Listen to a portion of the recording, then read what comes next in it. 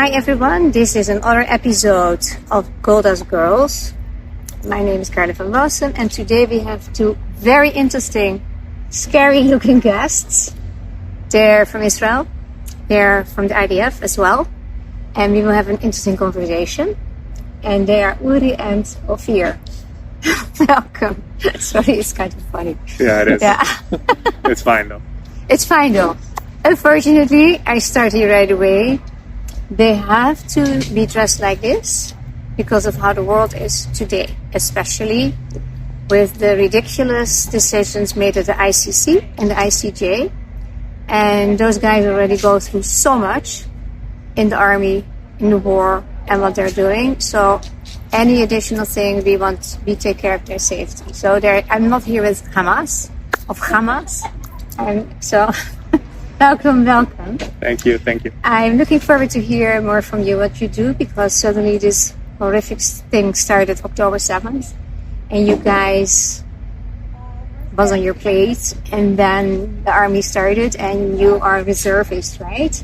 And you, when did you start? When did the IDF ask you to join? So first of all, I want to say thank you for having this on. And the mask is really for protecting our identities, and I hope we don't come out as such scary people at the end. We will say we are both reservists in the Skyrider unit. Yeah. Both of us have been out of the army for a few years, and we do reserve duty. And should we start about the unit, or should we start like about the 7th of October? Whatever you feel. 7th of October, maybe. First. You want to go? Okay, I will tell about the 7th of October.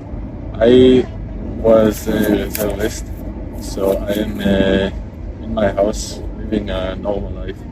And when the morning came, we started to see all the images from the news.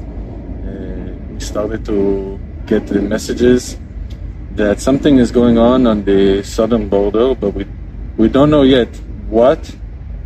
Because in those early stages in the morning, we don't understand fully the scope of what's going on, which we later found out. So as soon as I started to see the things on the news, I knew that we would be called to our unit.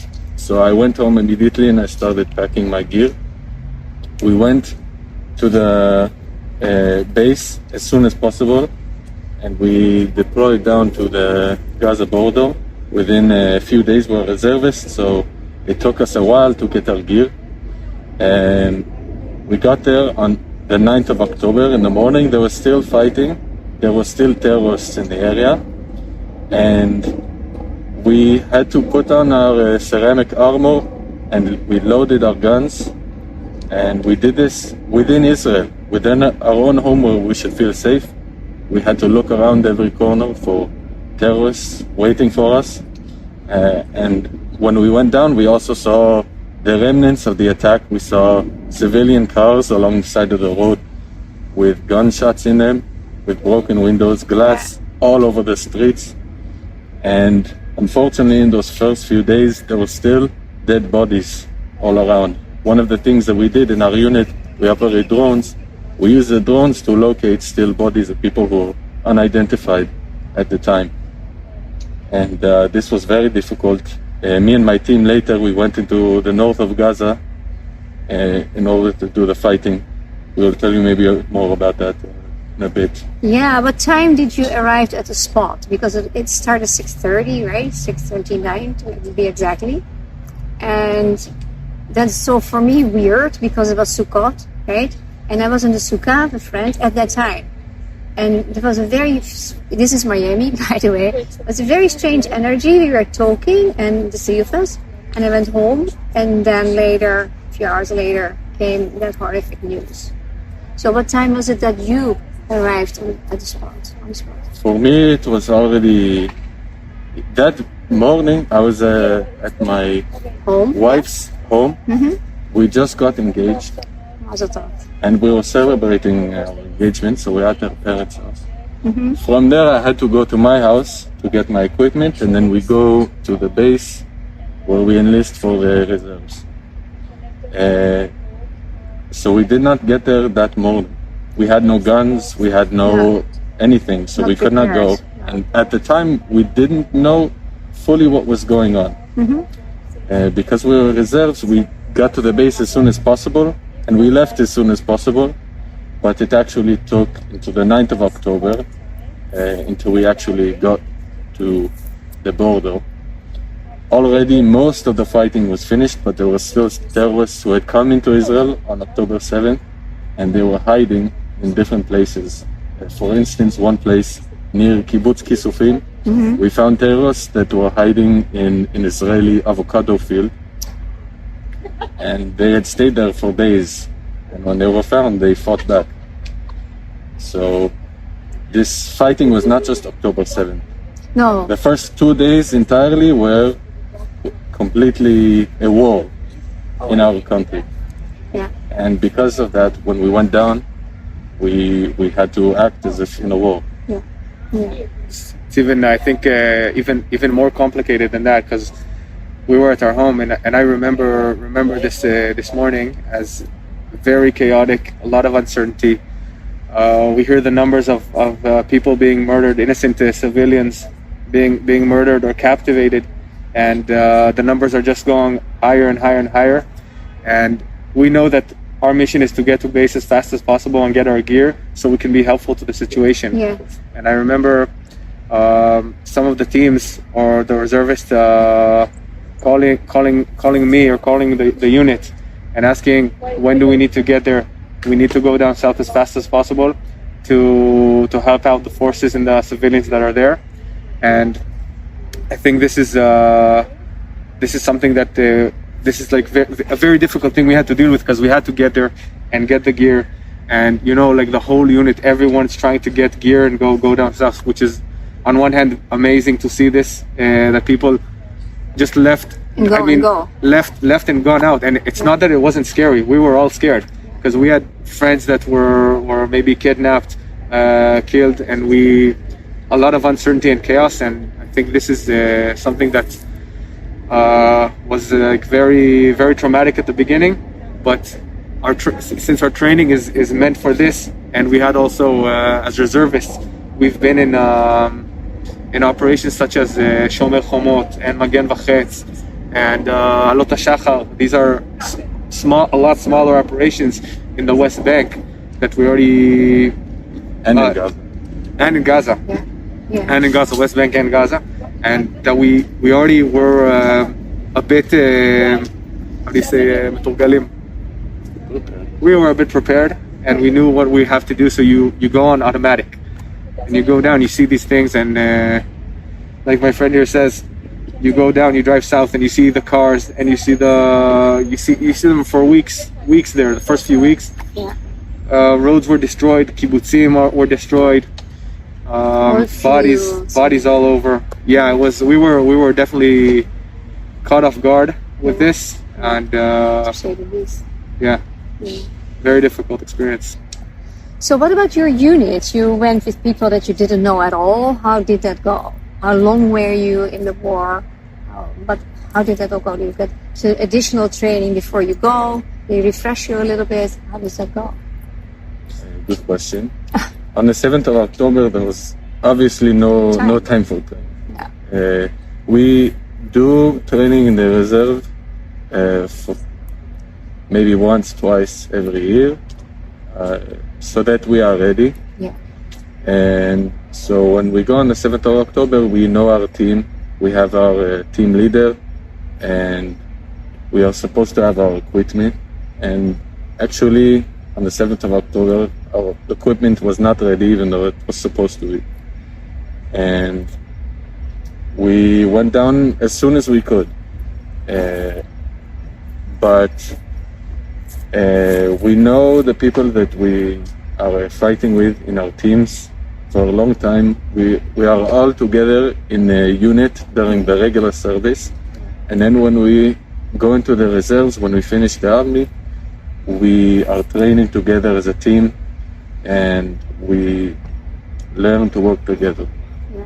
Wow. Yeah, and like you said, because we are a supporting unit, then we have these small teams that we join other battalions in the field, and it depends on the mission, because we don't have enough teams for each battalion, we get prioritized by missions. Yeah. So our teams would be assigned missions as soon as things got clearer, and then what we would do is we'd have our original teams and go with the battalions and make strategical plans, understand as much as you can, have planning and strategize about how you're going to do the things that the missions you have to do.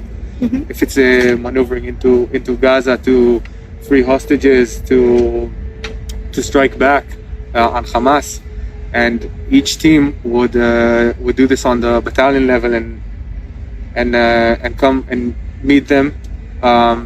Once at the beginning, they only know their team, and then they meet the battalion. They have to make connections as quick as possible, professional connections, and bring our tools, our drones, our UAVs, and do the best we can with them. Yeah. Wow. So you actually fight a war that is unheard of, because you have all those tunnels, and they say 500 kilometers, and Gaza is actually a small place to begin with. That looks to me so incredibly difficult, that you fight from home to home to actually get at least, let's say, civilians killed. But then we have the other problem that a lot of Hamas people are also smart, and they go in civilian clothes. They use the civilians as shields. Yes, so they do that, but they also that they get dressed not as recognizable as Hamas, because that helps them save their life. They can do them. So that is such a horrible war to fight, because you don't know who's your enemy. Let alone the criticism of the world that doesn't get it at all how it all works, but they have a lot of opinions about it, unfortunately. How do you deal with that? Because you must feel like, it's hard to do that. So you're from home to home. And what I also heard and read is that in most booby traps were in children rooms, and that's where the corridor went, or where the entrance went to the tunnel, in the children rooms, because you wouldn't think that, right? Yeah, so I want to say about this that when going into Gaza, because we want to save the hostages, there's like a delicate balance between you have to do things as fast as possible, because if you don't do it, they are underground. They can move freely underground and move the tunnels and move the hostages. Yeah. And on the other hand, you have to be cautious of the soldiers that are getting in and try to avoid all these booby traps that are in all these civilian places. Yeah. And it's very, very difficult. The speed and the mission, like they collide sometimes. Yeah. Like you have to do it fast, but be cautious. Yeah. And I think this is one of the big challenges also of not only our unit, but probably the whole IDF. The infantry troops that we accompanied them into the maneuvering, and it was difficult. I think extremely difficult. I would say. Yeah. Yes. I want to say about this two things. One is because we operate the drones, but we are also operating as infantry. For instance, my team was with the reserve commando, and so we see things that nobody else in the army see. We see the perspective from the ground, and we see the perspective from the sky with the drone. So I saw with my own eyes the way that the Hamas operates within Gaza, the way that they use hospitals, the way that they use the civilian population to hide themselves, to hide their tunnels and their operations. I saw it myself as a combat soldier in the front, and from the drone we see a perspective that is unbelievable. The amount of people that do not evacuate the areas that are told to evacuate, and the way that the Hamas will run into a crowd of people when they know that they've been discovered. Because that is, in their minds, the safety is to make the situation dangerous for all of the civilians that they are their people. And also threat the civilians to stay in these areas, even though they need to be evacuated, so they can be embedded in them and use them as their shield, like we said before. Yeah, and that is also a hard thing that the world cannot easily understand or agree with, and also the pamphlets you threw out, and also the phone calls, and Yes. and then people, I get a bit like not so sure. The innocent Palestinians, for me, children are always innocent. They cannot help they're brainwashed, and if they're suffering, that's bad, right? So no matter what. But for so many, how many innocent Palestinians are there that were voluntarily cooperating or not at all? I mean, nobody has ever said there are hostages hidden there. There are ways to get them out. They didn't do it out of fear, but they didn't do it because of fear. It's hard to comment really on the motivation behind the Palestinian peoples in Gaza. Mm-hmm. I think many of them are afraid Hamas is a terrorist organization against its own people more than it is against Israel. Yeah. You can see what they did with the Fatah when they took power in 2007. The way that they treat their own people. There are many videos you see them beating people, forcing people with guns away from food, away from shelter, and preventing them from moving from place to place. Horrible. If I had to guess, if I was living in Gaza, I would be afraid from all directions. Yes. Quite a terrible way to live. And now you see them going back to, when you see all the rubble, it's like, oh my God, all these crying kids that see their homes are gone. And they have nowhere to turn to except for Hamas. Yeah. Which is... Yeah. There's a different way of thinking. The Western world has a hard time understanding a different way of thinking, how it functions in the Middle East and what their ideas are, let alone Hamas, of course. That's just different. So what else would you like to share that you think is important that people know that? Because your position is very special and interesting. So I think in this,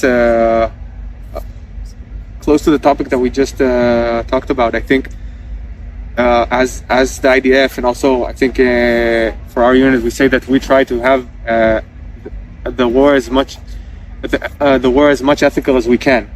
We try to do this by getting our drones and seeing the people who are there and trying to identify with a lot of intelligence force if these are Hamas terrorists or if these are civilians. Even for them, we try to prevent some of the attacks on their civilians, obviously, and we try to be very precise on the headquarters, on the warehouses, and on the terrorists. Yeah. So this is something that we try to do, and we are getting a lot of resources to do that, and it's a huge challenge because it's sometimes it's on your behalf, because you have the people you need to take care of, and if there are hostages maybe that are in buildings and there are civilians there, and you have to always make these quick decisions, and they're making it very difficult for us. A lot of stress, yeah. So how many times did you go back and forth? Because you are in reserve, so you go a while, and then how long is that? For us, we went in the 7th of October for more than 100 days straight without going home. We were in Gaza and the Gaza border, and then we go back home and we go back to our normal lives. Students, people have jobs, families. Me, I said I was engaged before the 7th of October. I got married. So life goes on, and we try to be normal. But since then, we have been back to Miluim, to reserve duty, and now we have some more time off. But we are most likely to go back within a few months. Yeah. Everybody I know is Miluim, is a combat soldier in Miluim. They've been hundreds of days from the beginning of the war, back and forth.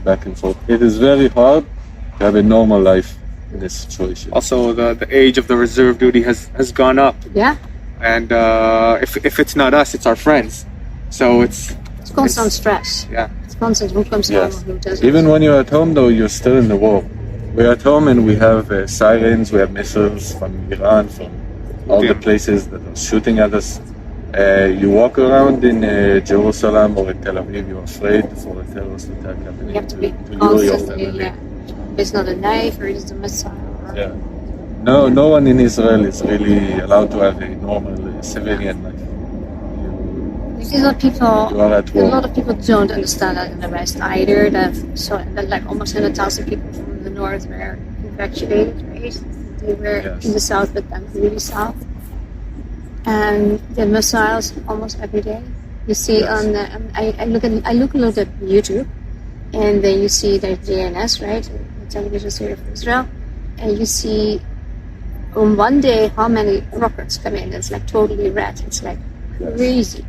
But How can you live like that? It's they want to pretend because we have Iron Dome, because we care about our Yeah. people, we build shelters, we keep Yeah. people away from the danger, that it is like that we are privileged as Israelis in this war, that we are not feeling it. But I have many friends, many family who are from the Gaza border, from the north, and their homes were destroyed.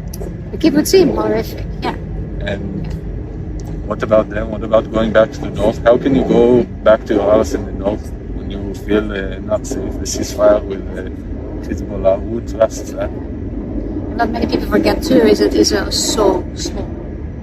It's they say in America often it's less big than New Jersey, and yeah, they're like for me it's a bit different topic, but they're like 54 Arabic countries. It's like the Shoah, the Holocaust has shown, and of course 2,000 years have shown that if Jews don't have an own country, it's a risk, because you see today how anti-Semitism is so, it didn't go away. It's even, I think, bigger than ever, because it's now worldwide with so many new anti-Semitic ideas and bloodlines and etc. I think also people have biased opinions because we want to live peacefully. Yeah, I know. We want to live peacefully in our country and have rights in our small country. Yeah. And when you have all these threats all the time from all around, and you have to protect yourself. You have no other option. No, but do you feel like I'm done with it? I want to move out of Israel. You feel no, it's my country. I stay. I know people who have left the country. Like fed up. They are like refugees, and fully. In Canada, you can be a war refugee if you're from Israel. But many more people that I know feel like the more you push us, the more you want us to leave, You stay. the more you call us foreign invaders, you call us colonists, the more we have to prove that we are staying.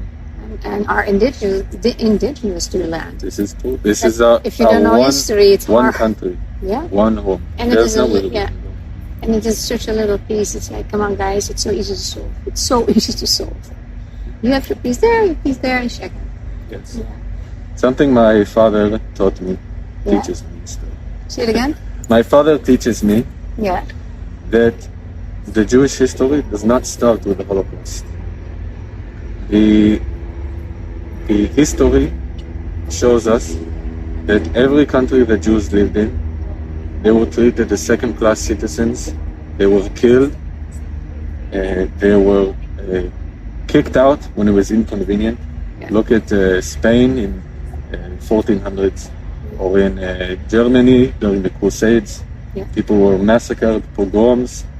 Burned Uh, at the stake, and massively in France. Almost every village they were Yes. burned at the stake. When you go all the way back, even when the last time that there was a Jewish state in Israel during the Romans, they were killed in a genocide and expelled. Yeah. That's how Yeah. we became this way. That's the name Palestine actually comes from that period.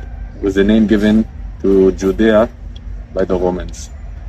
So Was that not to humiliate Jews, but then didn't want to use the name Israel? Is that, am I correct with that? yes, many of those cities were given different names. The biggest Jewish cities at that time were Jerusalem and Shechem. Yeah. They renamed them to Aila Capitolina, that is Jerusalem, and Shechem they give the name Neapolis, which today they say Nablus, Yeah. because the pronunciation of the P is like B in Arabic. So they are changing the names and kicking out the Jews, but we did not forget. And that's what we need to know, is that this is our countries where we come from. And we should not be embarrassed or feel like we should go anywhere else. No, I agree. And there were some Native Americans, I think, from America as well. are first generation people, as well as from Canada, but as well as from Australia. And those people say all the same things. The Jews are the first people that could reclaim their country they were kicked out, and that they are indigenous to the land. And it's very nice to hear that from indigenous people that suffered a lot, that their land has been taken away. Not totally in America because they have spaces, but not what they probably liked or where they wanted to be, or etc. But that's something that people also don't realize about the Second World War. Like, why did Germany not decapitulate? How do you say that? Capitulated? Yeah, probably, right? Mm-hmm. Because that was the power use of the bombardments. It sounds terrible, but it's true. It is so hard. How do you fight evil? Not giving a stroke over their head. It doesn't work. It's just very hard that you have to be very hard. And I think Israel got a lot under fire by that so much damage has done in Gaza. A lot of people feel sympathy and empathy for suffering civilians. And I think, they say innocent civilians. I think soldiers are also innocent. You're also innocent, guys. You serve your country. It's very altruistic. You risk your life for the lives of others. So you see also with the exchange now with the hostages, and you have both the civilians. There are less prisoners be released, murderers, right?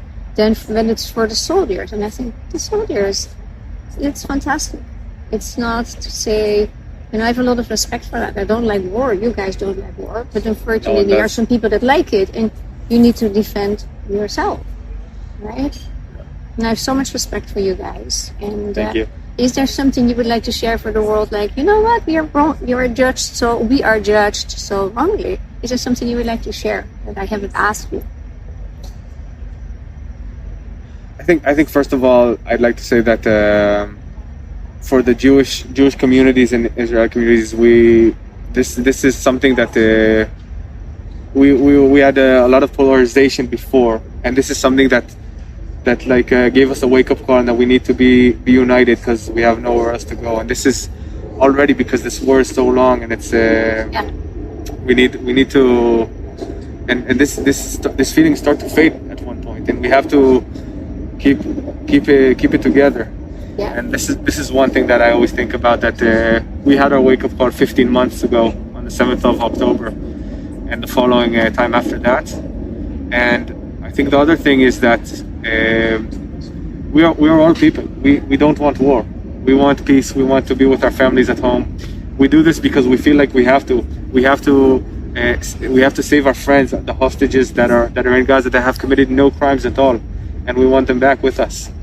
And for that, we're willing to pay high prices of, like you said, letting go prisoners that have committed murders on innocent Israelis. On innocent Israelis, and it's terrible. And if we could, we would stop. We would want to stop the war now, but we have to see that we are safe, and that we have our hostages that are innocent people, and get them back to us. It could have been finished already a long time. Don't mention even the word ceasefire, when they would have given all the hostages back, and Hamas would have surrendered. It would have been end of the story.